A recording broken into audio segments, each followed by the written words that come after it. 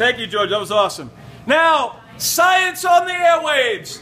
Let's give it up for our science reporter from Long Beach High School. Give it up for Derek Topper and Science on the Radio. Thanks, Howie. So this week we'll be talking about some reasons why this stuff, sugar packets, which I'm holding in my hand, is bad for you.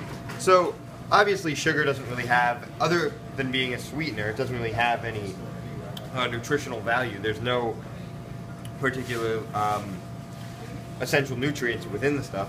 It's just basically empty calories, which is why, but to be fair, many people just put that stuff in their food, such as Oreos and Cokes, and that's why there's so much sugar in everything, just because it makes things taste good.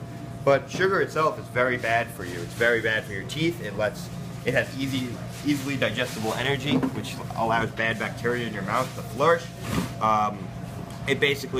It can allow you to have liver damage because when it decomposes, fructose can form, and if enough fructose forms, that gets metabolized, and then you end up having all this fructose in your liver, which can cause fatty liver disease, and it can cause all sorts of problems if you have so much fructose in your liver. It can cause a lot of bad cholesterol. You can get high cholesterol from this. You can get starting to get heart disease, and if you eat so much sugar, you can start to develop a resistance to insulin, which obviously leads to things like diabetes and metabolic syndromes. Obviously, insulin's a pretty important hormone for you. It breaks down, it allows glucose to enter the bloodstream and allows basically your body to function. But having too much of the glucose is toxic, and that's why the insulin is there to break that down. So if you have so much sugar in your body, you start to develop a resistance to it, and thus this insulin resistance can lead to things like type 2 diabetes, which is pretty bad. And basically, if you drink sugary drinks, people who drink sugar-sweetened beverages have up to an 83% higher risk of type 2 diabetes, which is pretty scary because a lot of people tend to drink things like Cokes and coffee with a lot of sugar in it. So obviously, if we have this insulin resistance, it can be pretty bad.